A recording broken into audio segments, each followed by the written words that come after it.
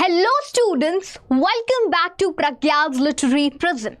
I am Pragya Bhandari, your guide and mentor for CUET PG English Literature.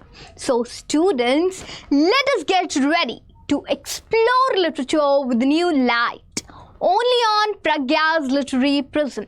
So students, I hope आप लोग बहुत ही अच्छे होंगे और आपकी एग्ज़ाम प्रिपरेशन भी बहुत अच्छी चल रही होगी, एकदम फर्स्ट क्लास। तो आज मैं आप लोगों के लिए एक बहुत ही इम्पॉर्टेंट और इंटरेस्टिंग सेशन लाई हूँ जो कि हमारे लिटरेरी टर्म्स की सीरीज़ का पार्ट 2 होने वाला है। तो आइए विदाउट एनी फर्दर डिले हम स्टार्ट करते हैं हमारा आज का सेशन। ऑल राइट, चलिए। सो जो फर्स्ट लिटरेरी टर्म है हमारा जिससे आज हम डील करने वाले हैं वो है allusion. Now what is an एल्यूजन?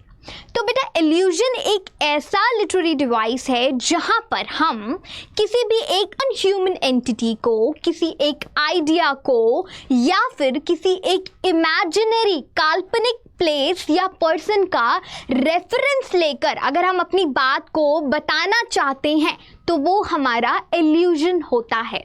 जैसे कि बापूजी क्या बोल रहे हैं जेठालाल को, अरे थोड़ा गांधी जी तो बन, थोड़ा तो सच बोल भाई, थोड़ा सच का साथ तो दे, कितना झूठ बोलेगा, पता है आज संडे है फिर भी 10-10 बजे सोकर उठ रहा है, थोड़ा तो सच का साथ दे, थोड़ा तो गांधी जी बन भाई। तो यहाँ पर बापूजी क्या करना चाह रहे हैं, बापूजी जेठालाल को बता रहे हैं, उससे बोल रहे हैं कि भाई थोड़ा तो गांधी जी बन, कितना झूठ बोलेगा। इसका मतलब वो क्या कर रहे हैं, वो इस रेफरेंस का, गांधी जी का रेफरेंस यूज कर रहे हैं अपनी बात को और भी ज़्यादा स्ट्रॉन्गली कन्वे करने के लिए। समझ गए इतना? चलिए अब हम आगे चलते हैं अपनी नेक्स्ट लिटरेरी टर्म की ओर। तो बेटा नेक्स्ट इज एनाफोरा। तो अब भाई ये बताओ कि टोनी कक्कड़ को कौन कौन जानता है? नहीं जानते? अरे भाई नेहा कक्कड़ का भाई नहीं पता? अरे चलो फिर एक काम करो, आज ये होमवर्क ही ले लेते हैं। आज सबसे पहले इस वीडियो को कंप्लीट करने के बाद आप सभी जाएंगे गूगल पर या यूट्यूब पर सर्च करेंगे कि भाई हु इज़ टोनी कक्कड़। ठीक है, चलिए तब तक हम अपना एनाफोरा पढ़ते हैं। तो जिन लोगों को पता है टोनी कक्कड़ के बारे में तो उन्होंने उसका एक गाना तो ज़रूर सुना होगा, कौन सा? धीमे धीमे धीमे धीमे धीमे धीमे धीमे धीमे। अब बेटा धीमे धीमे में क्या हो रहा है, धीमे धीमे में एक ही वर्ड बार बार रिपीट होता हुआ नजर आ रहा है। ठीक है, किसी भी लाइन में अगर एक ही वर्ड बार बार हमें रिपीट होता हुआ नज़र आए, बार बार एक ही वर्ड का यूज़ होता हुआ अगर हमें नज़र आए तो वो हमारा क्या होता है बेटा, वो हमारा होता है रेपिटिशन। क्या होता है? रेपिटिशन। जहाँ रिपीट हो रहा है वो हमारा रेपिटिशन है। ठीक है, चलिए अब हम लेते हैं 2 लाइन्स का एग्जाम्पल। अब अगर किन्हीं 2 कंसेक्यूटिव लाइंस में, ना व्हाट इज कंसेक्यूटिव? कंसेक्यूटिव मतलब एक के बाद एक आना। कंसेक्यूटिव लाइंस मतलब एक के बाद एक लाइन आना, चाहे वो 2 लाइंस हो, 3 हो, 4 हो या फिर 5, 6, 7, 8 हो। ठीक है, एक के बाद एक अगर लाइन आ रही है तो वो हमारी कंसेक्यूटिव लाइंस होती हैं। ठीक है, अगर किन्हीं 2 भी या 3 भी, कितनी भी कंसेक्यूटिव लाइंस में अगर उसकी स्टार्टिंग में, बिगिनिंग में या फिर शुरुआत में अगर हमें कोई भी वर्ड या फिर कोई फ्रेज रिपीट होता हुआ नज़र आए, उसका रेपिटेटिव यूज़ होता हुआ अगर नज़र आए तो वहाँ पर हमारा क्या हो जाता है, वहाँ पर हमारा हो जाता है एनाफोरा। ठीक है, एनाफोरा। अब समझ आ गया एनाफोरा? ठीक है, अब इसका एग्जैक्ट ऑपोजिट जो कॉन्सेप्ट है वो क्या बोलता है, किन्हीं भी कंसेक्यूटिव लाइंस के एंडिंग में या फिर एंड में या फिर लास्ट में अगर कोई वर्ड या कोई फ्रेज रिपीट होता हुआ दिखता है तो वो हमारा क्या होता है, वो हमारा होता है एपिफोरा। ठीक है, जो कि एनाफोरा का एग्जैक्ट ऑपोजिट है, क्योंकि एनाफोरा मतलब स्टार्टिंग में रिपीटिशन। ठीक है, एपिफोरा मतलब एंडिंग में रिपीटिशन। और बेटा एपी जो वर्ड है, एपी का जो ये पार्ट है, एपी का मतलब ही होता है आफ्टर। आफ्टर मतलब बाद में, किसी चीज के बाद में या लास्ट में, ठीक है। तो एपिफोरा मतलब जहां पे लास्ट में हमें कंसेक्यूटिव लाइंस के रेपिटेशन देखने को मिलता है। चलिए अब भाई टोनी कक्कर को फिर से ले आते हैं अपन फ्रेम में, ठीक है। टोनी भाई का अब एक गाना है, कौन सा?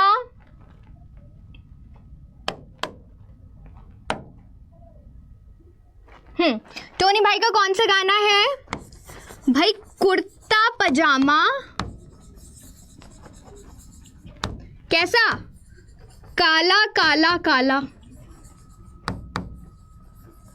नेक्स्ट लाइन में भी यही है क्या? कुर्ता पजामा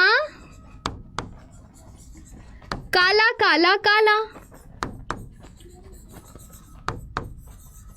तो देखिए इन दो कंसेक्यूटिव लाइंस के स्टार्टिंग में हमें क्या देखने को मिल रहा है? रेपिटेशन देखने को मिल रहा है। किसमें? कुर्ता पजामा एंड देन कुर्ता पजामा। यहाँ कुर्ता पजामा क्या दोनों कंसेक्यूटिव लाइंस में रिपीट होता हुआ दिख रहा है, इसीलिए यहाँ पर हमारा क्या यूज हुआ है? एनाफोरा का यूज हुआ है। एट द सेम टाइम इन्हीं दो कंसेक्यूटिव लाइंस के एग्जाम्पल में लास्ट का जो एंडिंग का जो पार्ट है क्या है? काला काला काला एंड काला काला काला। यहाँ पे हमें इसका रिपीटिशन देखने को मिल रहा है जो कि सेंटेंस के एंड में है। तो ये क्या हो गया हमारा? एपिफोरा का एग्जाम्पल हो गया। जैसे कि मैंने अभी बताया, एपी मतलब ही आफ्टर या फिर बाद में, ठीक है। तो एक एग्जाम्पल से ही हमने दोनों कॉन्सेप्ट्स को समझ लिया, ठीक है। इतना क्लियर है? चलिए अब हम बढ़ते हैं आगे। Next, now what is N apostrophe? तो बेटा एपोस्ट्रोफी, सबसे पहली बात, एपोस्ट्रोफी का यूज हम एज अ सिंबल भी करते हैं। कहाँ पर?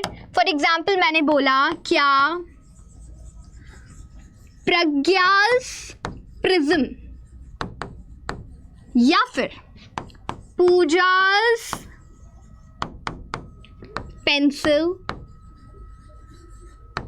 ठीक है। अब मैं एपोस्ट्रोफी एस को यूज करके मैं क्या बताना चाह रही हूं कि भाई प्रज्ञा का प्रिज्म है और पूजा की क्या है?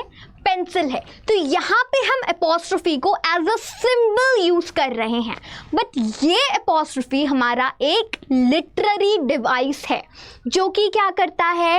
एक ऐसा लिटरेरी डिवाइस जो कि किसी नॉन लिविंग थिंग को क्या करता है? डायरेक्टली एड्रेस करता है, एज इफ वो, अगर हम उनसे बात करेंगे एज इफ वो हमें रिप्लाई करेंगे हमारी बात का। जैसे कि कई बार हम बहुत परेशान हो जाते हैं, बहुत टेंस्ड हो जाते हैं और भगवान से क्या बोलते हैं? भगवान क्यों इतना दुख? आखिर क्यों इतना दुख मुझे ही दिया है आपने? आखिर मैंने ऐसी कौन से पाप किए हैं जो इतना दुख मेरे ही सर पे फूटा जा रहा है? आखिर मेरी ही ऐसी क्या गलती है? इंसान तो आपने इतने बनाए पर दुख सिर्फ मेरे ही झोली में डाल दिया। तो हम यहाँ पे क्या कर रहे हैं? भगवान से बात कर रहे हैं, उनको डायरेक्टली एड्रेस कर रहे हैं और हम एज इफ ऐसा बोल रहे हैं, हम एज इफ वो हमें वापस से रिप्लाई करेंगे, है ना। तो बेटा यही है हमारा एपोस्ट्रोफी का यूज। अब भगवान से हम क्या बोल रहे हैं? भगवान क्यों बार बार मेरा ही दिल टूटता है? आखिर ऐसी मेरे में ही क्या कमी है? मेरा ही बार बार दिल टूटता है, मुझे कब तक आखिर आप मेरे पेशेंस का टेस्ट लेते रहेंगे, है ना। तो बेटा यही चीज हमारी जो यूज हुई है, ये जो लिटरेरी डिवाइस है, this itself is known as what? Apostrophe, ठीक है। चलिए अब बढ़ते हैं फटाफट से आगे। नेक्स्ट, अब बेटा क्या होता है, कई बच्चों को ना एपोस्ट्रोफी और पर्सोनिफिकेशन में बहुत कंफ्यूजन रहता है। चलिए आज उस कंफ्यूजन को भी मैं क्या करती हूँ? क्लियर कर देती हूँ। जैसे कि मैंने अभी आपको बताया, एपोस्ट्रोफी में हम क्या करते हैं? किसी नॉन ह्यूमन एंटिटी को हम डायरेक्टली एड्रेस करते हैं एज इफ वो हमको रिप्लाई करेंगे, है ना, ठीक है। बट हम पर्सोनिफिकेशन में क्या कर रहे होते हैं? पर्सोनिफिकेशन में हम किसी भी नॉन लिविंग थिंग को या आइडिया को क्या करते हैं?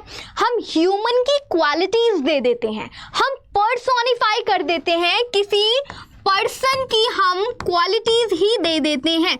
जैसे कि मरे हिवड़ा में नाचे मोर तक थैया थैया, भंवरे ने मचाया शोर खिले दिल की कलियां। सुना है ना। यहाँ पे हम क्या कर रहे हैं, हम क्या बोल रहे हैं कि भाई मरे हिवड़ा में कौन नाचे मोर। अब नाचना, डांस करना क्या है, एक ह्यूमन क्वालिटी है या फिर एक ह्यूमन कैरेक्टरिस्टिक है। भाई जो मोर है वो नाच नहीं सकता क्योंकि वो एक ह्यूमन नहीं है।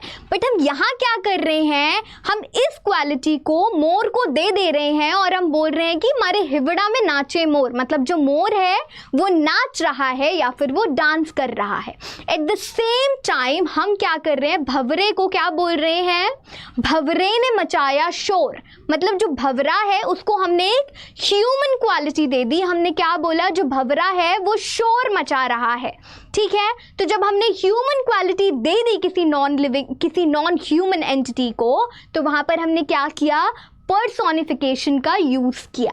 ठीक है, इतना क्लियर हो गया। चलिए ऑन दैट नोट हम बढ़ते हैं आगे।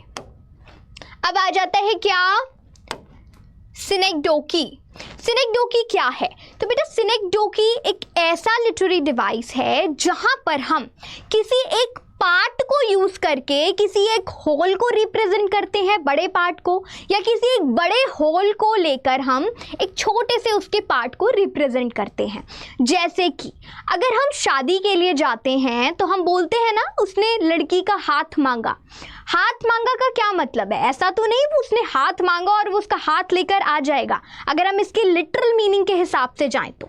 नो, यहाँ हम क्या बोलना चाह रहे हैं, यहाँ हमने सिनेक्डोकी का क्या किया है, यूज किया है।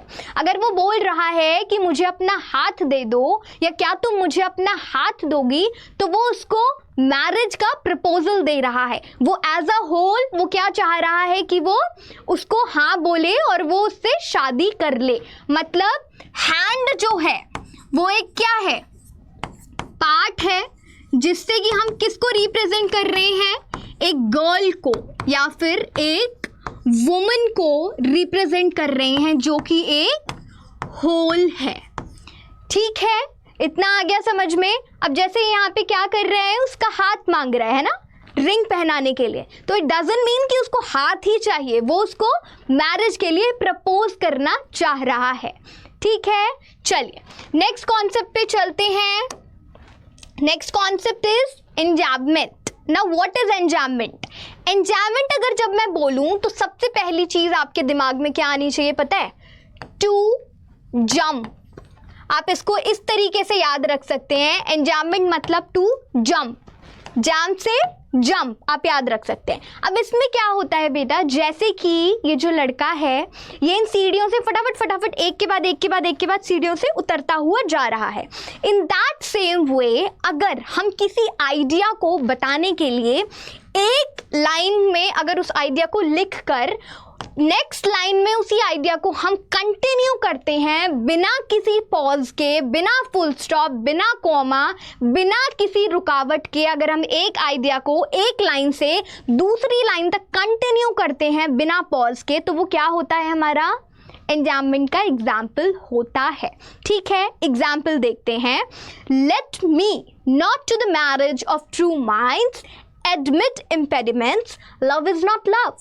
That alters when it alteration finds or bends with the remover to remove. Oh no, it is an ever fixed mark. अब यहाँ पे क्या हो रहा है, यहाँ जो सेंटेंस है एंड तो हो गया, बट यहाँ पे जो आइडिया, जो थॉट कन्वे करना चाह रहे हैं हम, वो कंप्लीट नहीं हुआ, वो हमारा नेक्स्ट लाइन में भी आकर कंटिन्यू हो रहा है बिना किसी पॉज के या फिर किसके, with no pause और ब्रेक। ठीक है, जैसे कि वो सीढ़ी से धड़ धड़ उतरता जा रहा है, इन दैट सेम फैशन जो हमारा आइडिया है वो धड़ धड़ अगली लाइन पे जाता है बिना किसी पॉज के या रुकावट के। ठीक है, चलिए अब इसका जो एग्जैक्ट ऑपोजिट है वो क्या है, हमारा सेज्यूरा।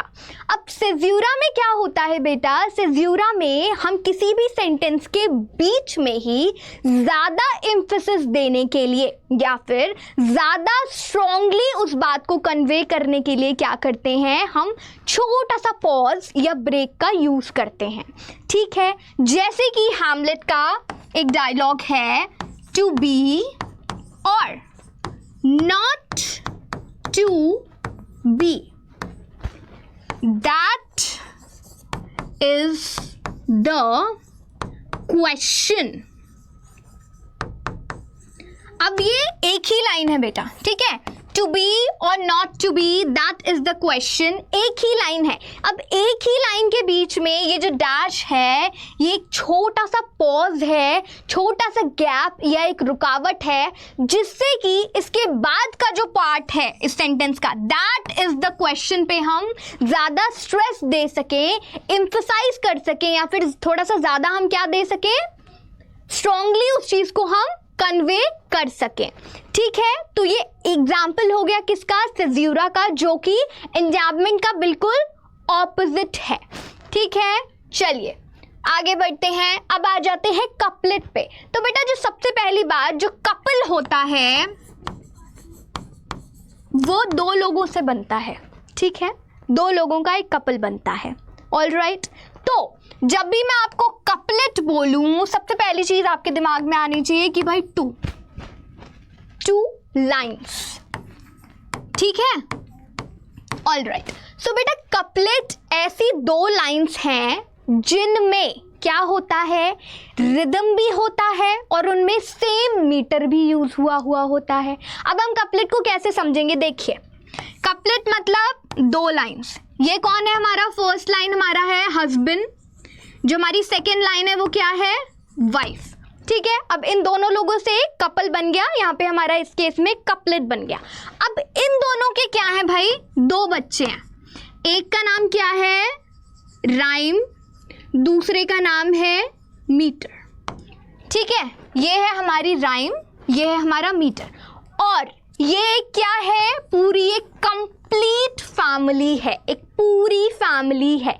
इन दैट सेम मैनर ये जो दो लाइंस हैं जिनमें सेम मीटर और सेम राइम मिलता है, वो एक कंप्लीट थॉट को या एक कंप्लीट आइडिया को साथ में ही कन्वे करते हैं। तो अगर इस तरीके से आप इस कॉन्सेप्ट को लर्न करेंगे तो पूरी लाइफ में आई गारंटी यू आप कभी भी नहीं भूलेंगे। ठीक है, चलिए अब हम बढ़ते हैं नेक्स्ट कॉन्सेप्ट पे। नेक्स्ट कॉन्सेप्ट इज हमारा प्रोलॉग एंड एपिलॉग। अब आ जाते हैं भाई यहाँ पे। चलिए बेटा, एक वर्ड होता है लॉग। अब इसका क्या मतलब होता है, कभी सुना है ये वर्ड? इसका मतलब होता है भाई स्पीच। ठीक है, कोई भी स्पीच। अब लॉग वर्ड से, लॉग जो वर्ड है उससे आप और भी कई सारे वर्ड्स बना सकते हैं। तो क्या कोई वर्ड आ रहा है अभी आपके दिमाग में, सोचिए, आ रहा है? भाई डायलॉग तो सुना ही होगा, DIALOGUE, डायलॉग तो सुना ही होगा, जिसमें कि जो लोग है वो क्या है, हमारा स्पीच है। और डाई मतलब टू, तो यहाँ पर दो या दो से ज्यादा लोगों के बीच जो बात हो रही है, जो कॉन्वर्सेशन हो रही है, वो क्या है, हमारा डायलॉग है।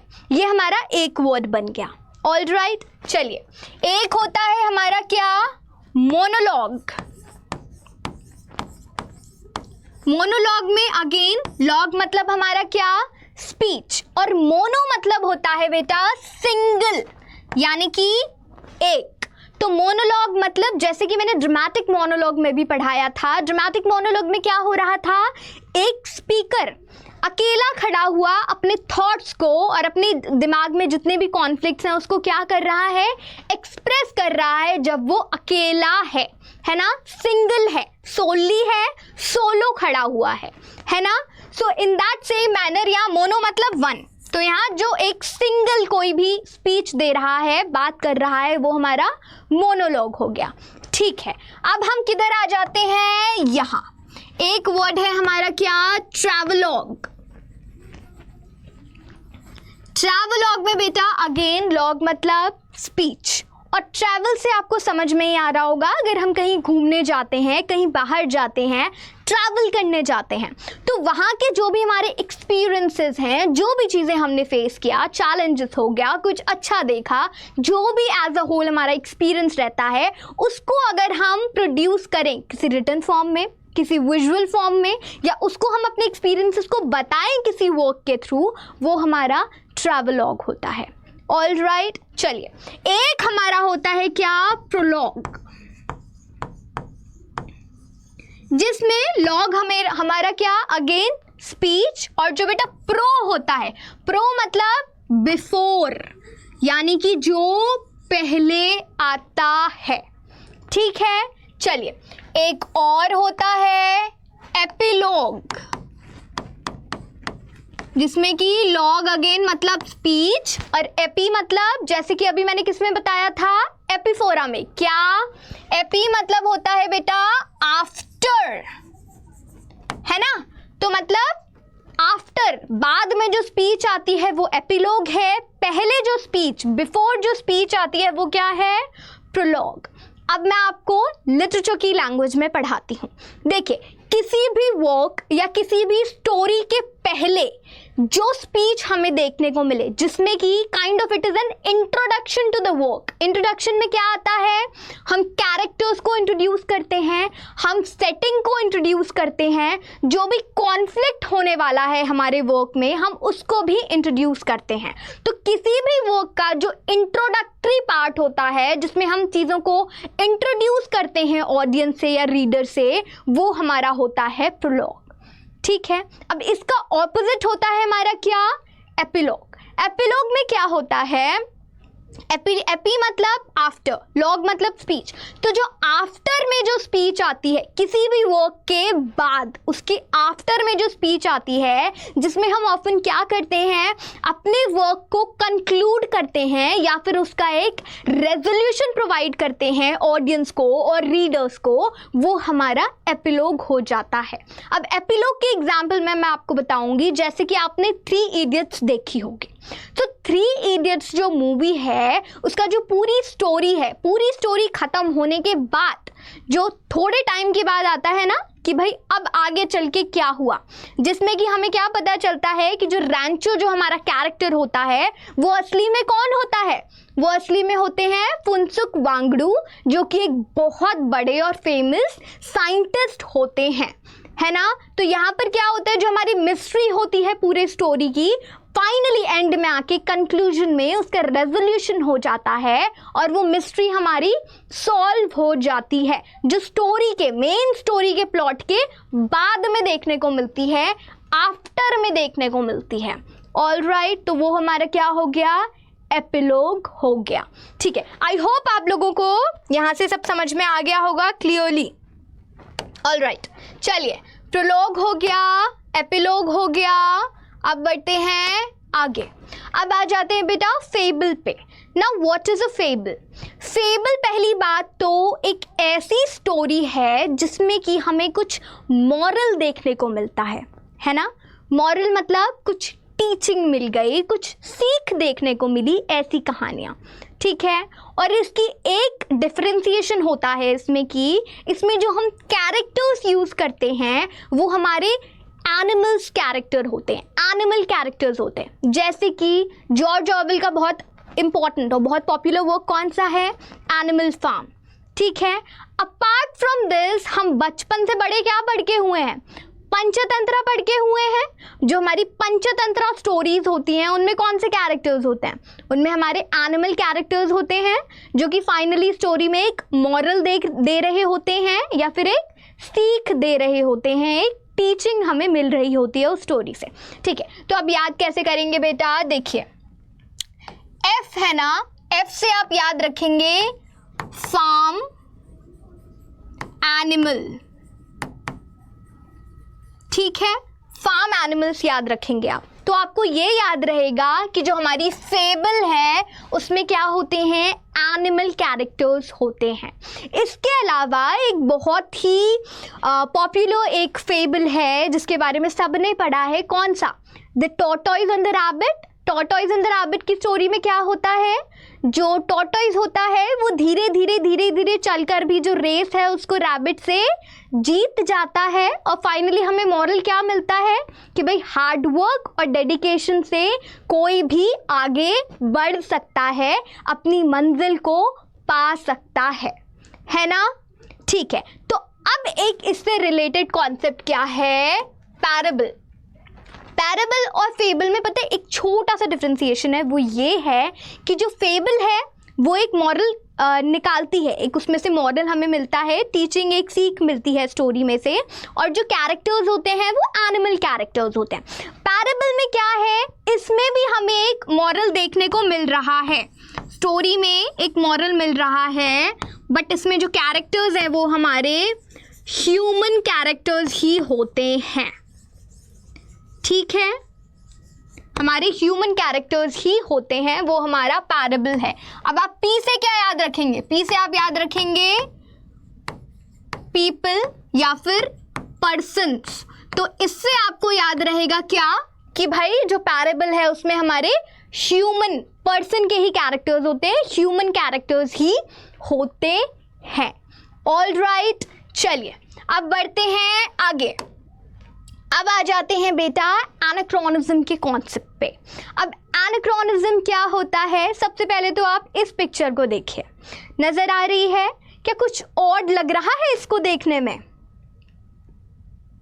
बताइए। देखिए ये जो पिक्चर है इसमें कौन दिख रहा है, एक मिडिवल पीरियड के, एक बहुत पुराने पीरियड की एक लेडी दिख रही हैं जो कि क्या कर रही हैं, स्मार्टफोन से बात कर रही हैं, फ़ोन से कॉल पर बात कर रही हैं। कुछ ऑड लगा ये देखकर, लगा ही होगा, है ना। जब हम हिस्ट्री की बात कर रहे हैं, जब हम एक ऐसे अब से कई सालों पहले की बात कर रहे हैं और हम उसके एक उस पीरियड के एक कैरेक्टर को स्मार्टफोन या फिर टेक्नोलॉजी यूज़ करते हुए देख रहे हैं, तो थोड़ा और तो लगेगा ही लगेगा, क्योंकि बैक देन उस पीरियड में जो टेक्नोलॉजी थी वो डेवलप्ड नहीं थी, फ़ोन तो भाई इन्वेंट ही नहीं हुए थे, है ना। तो बेटा यही है हमारा कॉन्सेप्ट। क्या एनाक्रोनिज्म का कॉन्सेप्ट ये बोलता है कि हम किसी वर्क में जो हमारे कैरेक्टर्स जिस टाइम पीरियड के हैं या फिर जो हमारा सेटिंग जिस टाइम पीरियड का है उसको उसके अलावा उस पीरियड में ना रख के हम किसी और पीरियड का अगर हम कुछ एलिमेंट ऐड कर दें उसमें, तो वो हमारा एनाक्रोनिज्म है। अब देख लीजिए यहाँ पर हमारी ये हैं कौन, झांसी की रानी। अब अगर आपको बोला जाए कि आप इमेजिन करिए कि जो झांसी की रानी है वो फ़ोन कॉल पे बात कर रही हैं किनसे, तात्या टोपे से, और वो उनको बोल रहे हैं मैडम भाई जो ब्रिटिशर्स हैं, जो अंग्रेज़ हैं, वो हमारे किले की ओर भागे चले आ रहे हैं, तैयारी कर लीजिए जंग की। तो थोड़ा सा ऑड सुनने में तो लगा ना, तो बस वही चीज़ है, क्योंकि उस पीरियड में हमारे पास जो टेक्नोलॉजी थी वो डेवलप्ड ही नहीं थी, जो हमारे फ़ोन्स थे वो तो इन्वेंट ही नहीं हुए थे। ठीक है, चलिए ऑन दैट नोट आगे बढ़ते हैं। ह्यूब्रिस क्या होता है भाई, ये देखो ह्यूब्रिस का हमारा कैरेक्टर देखिए।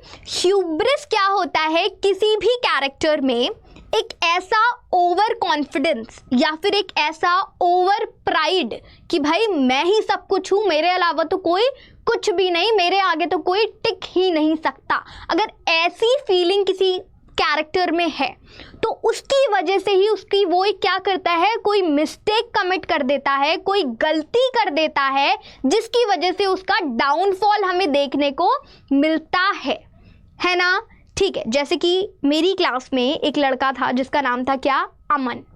ठीक है, अब अमन क्या था भाई, वो क्लास का टॉपर था। उसको इस बात का बहुत ओवर कॉन्फिडेंस था भाई, बहुत ओवर प्राइड था कि भाई मैं तो टॉपर हूँ, मेरे आगे तुम लोग क्या, कुछ नहीं, मेरे आगे तो कोई टिक ही नहीं सकता। अब क्या हुआ, एक बार स्कूल में हमारे हुआ पेंटिंग कंपटीशन। पेंटिंग कंपटीशन में अमन ने बहुत बढ़ चढ़ के पार्टिसिपेट किया। उसने क्या बोला, मैं तो क्लास का टॉपर हूँ, क्लास में टॉप कर सकता हूँ, तो ये पेंटिंग क्या चीज़ है, जबकि उसे पेंटिंग करनी आती भी नहीं थी। तो उसने अपने ओवर कॉन्फिडेंस में और ओवर प्राइड में क्या किया, पेंटिंग कंपटीशन में पार्टिसिपेट कर लिया और अपने ही एक फ्रेंड से क्या किया, उसने बेट लगा ली, शर्त लगा ली कि भाई मैं ही जीतूंगा, देख लेना कुछ भी हो जाए, जब मैं क्लास का टॉपर हूँ तो पेंटिंग क्या चीज़ है मेरे लिए। भले ही बड़े ही ओवर कॉन्फिडेंस और ओवर प्राइड में उसने उसमें पार्टिसिपेट तो कर लिया, बट जब रिजल्ट आया तो भाई अमन थे, अमन का क्या था, फर्स्ट नेम था, पर लेकिन ऊपर से नहीं, नीचे से अमन आए थे, कौन, फर्स्ट आए थे, और वो इसी तरीके से अपनी शर्त को भी हार गए और उनकी बहुत ज़्यादा इंसल्ट भी हो गई क्लास में। क्यों?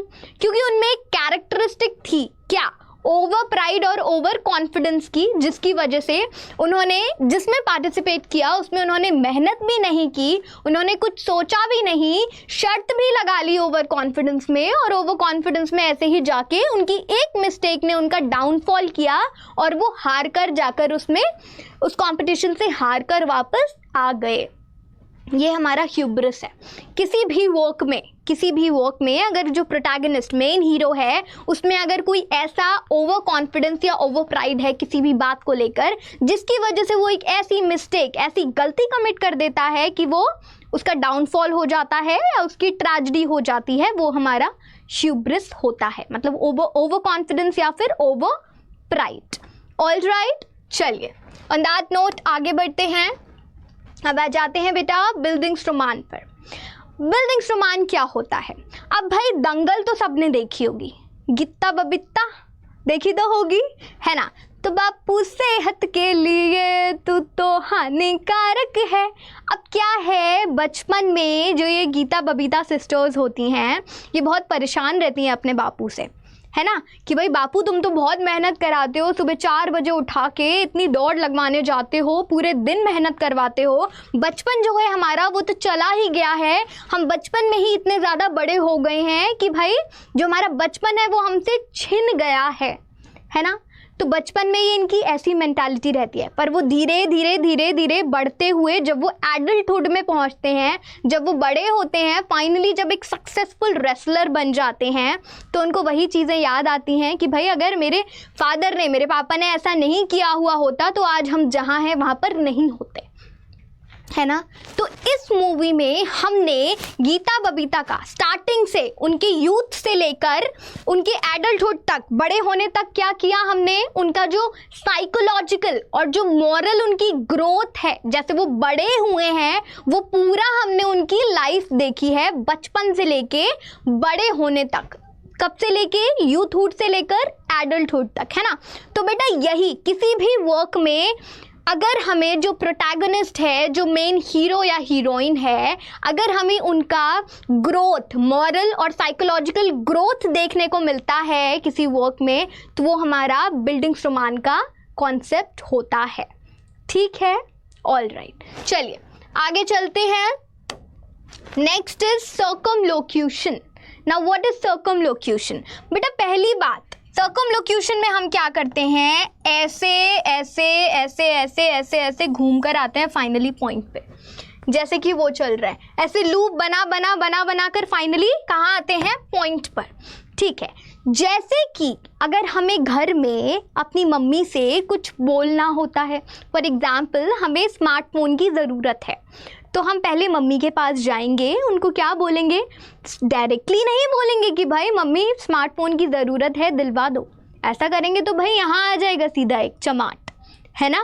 तो पहले जाकर मम्मी के पास गोल गोल गोल गोल बातें करेंगे, क्या मम्मी आज आपने खाना तो बहुत अच्छा बनाया था, ऐसा क्या डाला था आज, खाना तो एकदम मज़ेदार, उंगलियां चाटते रह गई मैं तो।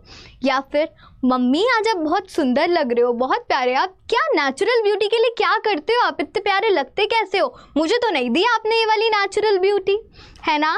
ऐसे धीरे धीरे क्या कर रहे हैं हम, ऐसे लूप में आते फिर फाइनली हम आ रहे हैं पॉइंट पे। अब वो पॉइंट क्या है, अच्छा मम्मी थोड़े से ना पैसे की ज़रूरत थी, मेरा फ़ोन ना टूट गया है, स्क्रीन टूट गई है, कुछ दिखता भी नहीं, पढ़ाई में भी बहुत काम आता है, अब मम्मी फ़ोन नहीं है, प्लीज़ दिला दोगे थोड़ा सा। ऐसे हम फाइनली पॉइंट पे आते हैं, मतलब हम बात को अपनी स्ट्रेट फॉरवर्डली ना बोलकर बहुत सारे वर्ड्स को यूज़ करके घुमा घुमा घुमा के जलेबी की तरह तब आते हैं पॉइंट पे। तो ये हमारा क्या होता है, सर्कमलोक्यूशन होता है, जब हम सीधा ना बोलकर बहुत सारे एक्सट्रीमली मतलब ज़्यादा वर्ड्स यूज़ करके तब मेन बात को हम कन्वे करते हैं। ठीक है, चलिए आगे बढ़ते हैं। Next is cacophony. Now what is cacophony? बेटा ये जो पार्ट है कैको, इससे आपको क्या दिमाग में आना चाहिए, कैक्टस। कैक्टस एक प्लांट होता है ना, ये उसमें इतने सारे कांटे होते हैं जैसे दिख रहे हैं, चुभने वाले, है ना, कांटे चुभते हैं कैक्टस के। तो बेटा कैकोफनी भी यही है। ये जो वर्ड है, ये जो टर्म है, इसका मतलब ये होता है जब हम किसी वर्क में कुछ ऐसे वर्ड्स यूज़ करें जो कि कानों को चुभते हैं, जो कि कानों को बिल्कुल भी प्लेजेंट नहीं लगते, बहुत अनप्लेजेंट लगते हैं, चुभते हैं, बहुत ख़राब लगते हैं, जैसे कि एक जेरिंग इफेक्ट लाने के लिए। तो वो हमारे क्या होते हैं, वो हमारे कैकोफोनिक वर्ड्स होते हैं। वो हमारा जो यूज़ होता है वो हमारा क्या होता है, कैकोफनी होता है। ठीक है, ये हम एक जेरिंग इफेक्ट को प्रोड्यूस करने के लिए लाते हैं। अब इसका एग्जैक्टली ऑपोजिट क्या हुआ, यूफनी, जिसका की मतलब होता है क्या, एक प्लेजेंट साउंड या फिर एक सूदिंग साउंड जो कानों को सुनने में बहुत अच्छा और प्यारा लगे। तो कैकोफनी का ऑपोजिट क्या है, यूफनी। ऑलराइट, ठीक है, चलिए आगे बढ़ते हैं। आप कैक्टस से याद रखेंगे तो आपको इजी रहेगा कैकोफनी का टर्म याद करने में, और उसके ऑपोजिट में आप यूफनी को लर्न कर सकते हैं। ठीक है, चलिए नेक्स्ट इज डिस्टोपिया। चलिए वापस से आ जाते हैं यहाँ पर। हाँ जी,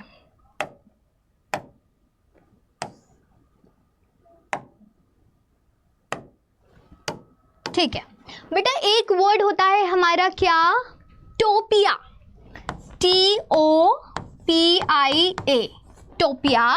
इसका मतलब क्या होता है, इसका मतलब कोई प्लेस या फिर कोई जगह। ठीक है, अब इससे हम दो वर्ड्स बना सकते हैं। कौन से? The first one being utopia. Utopia मतलब बेटा, उटोपिया एक ऐसी इमेजिनरी प्लेस है। इमेजिनरी मतलब काल्पनिक, वो सच में एग्जिस्ट नहीं कर रही है, वो सच में है नहीं, बट हम उसको इमेजिन कर पा रहे हैं। एक ऐसी इमेजिनरी प्लेस है जो कि एक आइडियल प्लेस है, एक आइडियल सोसाइटी है। यानी कि वहाँ पर जितनी भी चीज़ें हैं सब इस वे में हैं कि भाई वो आइडियलिस्टिक है, जो हो रहा है सब अच्छा हो रहा है, सारी चीज़ें अरेंज्ड और एक अच्छे फॉर्म में देखने को मिल रही है, जैसे कि एक आइडियल प्लेस होनी चाहिए या फिर एक आइडियल सोसाइटी होनी चाहिए। ठीक है, अब इसका जो एग्जैक्ट ऑपोजिट है वो क्या है बेटा, डिस्टोपिया, जिसमें कि टोपिया अगेन क्या है, हमारा एक प्लेस है, और जो डिस है, डिस एक नेगेटिव टर्म है, सुनकर ही लगता है कि कुछ नेगेटिव वर्ड है, और इसका मतलब क्या होता है, बैड समझ सकते हैं, डिस मतलब बैड। तो बेटा डिस्टोपिया भी एक इमेजिनरी सोसाइटी है, एक ऐसा इमेजिनरी प्लेस है, बट वो बिल्कुल यूटोपिया का ऑपोजिट है। वो एक ऐसा प्लेस है जहाँ पर बहुत ज़्यादा मिजरीज हैं, बहुत ज़्यादा सफरिंग्स हैं, बहुत ऑप्रेसिव सोसाइटी है, मतलब जैसा नहीं होना चाहिए, तबाही है, बहुत मतलब आप कंट्रोल्ड हैं, आप अपनी मन का खा नहीं सकते, बोल नहीं सकते, सुन नहीं सकते, आपके सर पे आपको कोई कंट्रोल कर रहा है, आप एक तरीके सर्विलेंस में हैं, बहुत ज़्यादा मिजरी और बहुत दुख है वहाँ पे, है ना। तो वो हमारी क्या है, डिस्टोपिया, एक डिस्टोपियन सोसाइटी है। तो एक हो गया यूटोपिया, उसका ऑपोजिट क्या हो गया हमारा, डिस्टोपिया। ऑलराइट, चलिए अब बढ़ते हैं आगे। अब हम क्या कर लेते हैं भाई, थोड़े से क्या क्वेश्चंस कर लेते हैं, जो कि हम हर बार करते हैं हर सेशन में। चलिए फिर आप क्या करेंगे, खुद को टेस्ट करेंगे, खुद को असेस करेंगे, और जो भी आपके आंसर्स आपको लगते हैं सही हैं, आप कमेंट सेक्शन में कमेंट करते जाएंगे, फिर आप बाद में चेक कर लेंगे कि ये सही है या नहीं। ठीक है, so the first question is, when a writer hints at a famous event or person without naming it directly, what literary device is being used? अगर कोई राइटर किसी फेमस इवेंट को या पर्सन का क्या कर रहे हैं, रेफरेंस ले रहे हैं, अगर वो रेफरेंस ले रहे होते हैं मेंशन करके,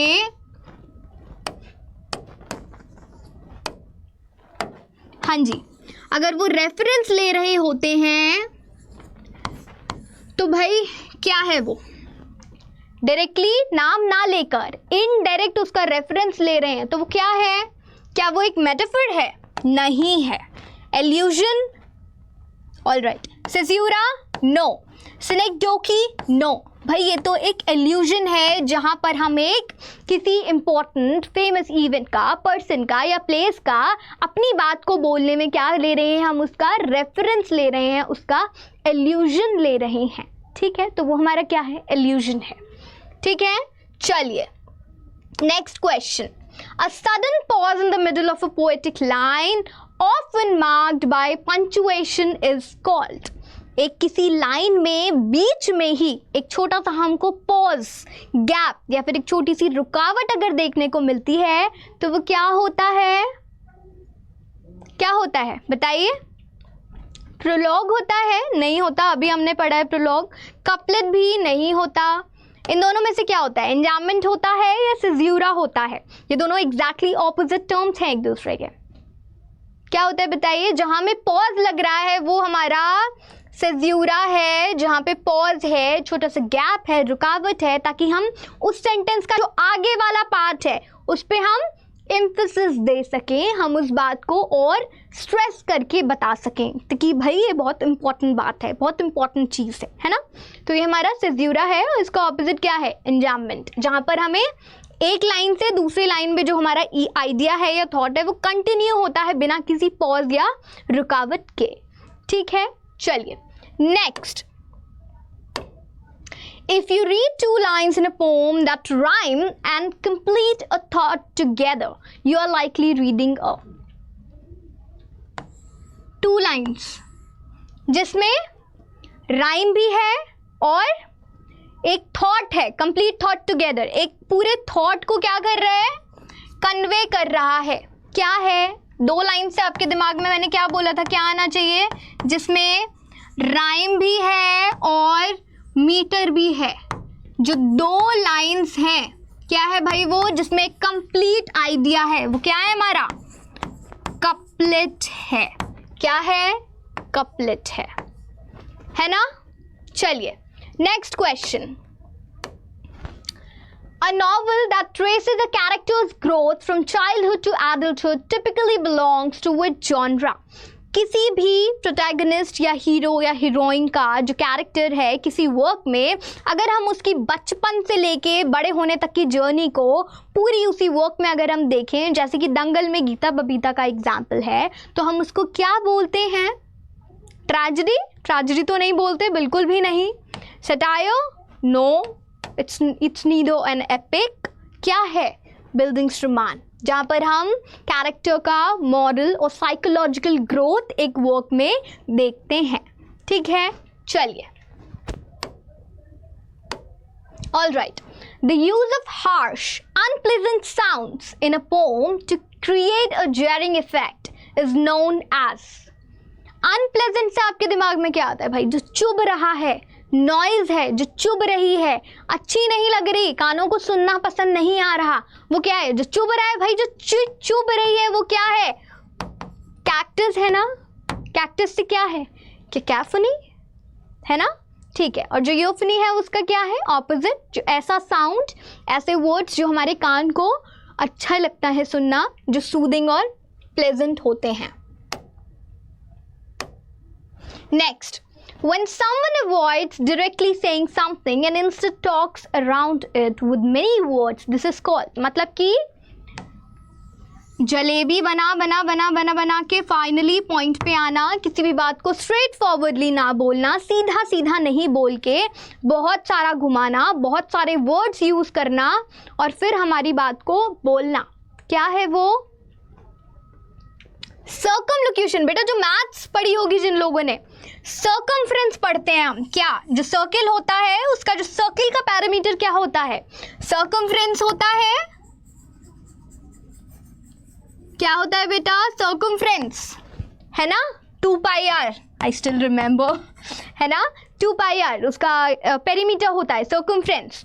तो सर्कमफ्रेंस से आपके दिमाग में आ जाना चाहिए कि भाई सर्कमफ्रेंस से क्या है, सर्किल, है ना, सर्किल। और हम सर्किल से क्या रिलेट करेंगे, जब हम किसी बात को सर्कुलर वे में बना के जलेबी की तरह घुमाते घुमाते घुमाते गोल गोल गोल गोल तब पॉइंट पे आते हैं, वो क्या है बेटा हमारा, circumlocution.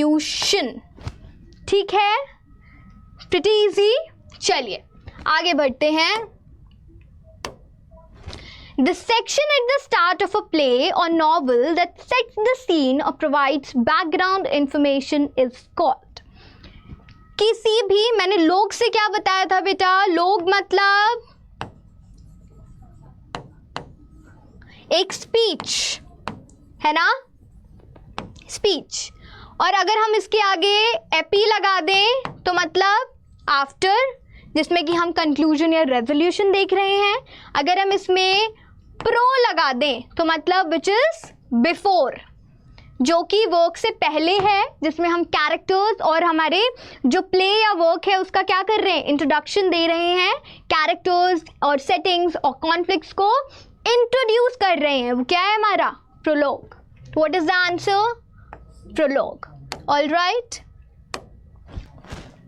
So that is all about today's session. आज हम अपना सेशन यहीं पर एंड करते हैं। अगर आपको समझ में आया है तो एक स्माइल करो, और अगर समझने के साथ साथ भाई मज़ा ही आ गया, मसालेदार सेशन था आज का, तो फिर फटाफट से जाओ, वीडियो को लाइक, कमेंट और शेयर करो, और जल्दी से जाके चैनल को सब्सक्राइब करो अगर आपने अभी तक नहीं किया है तो।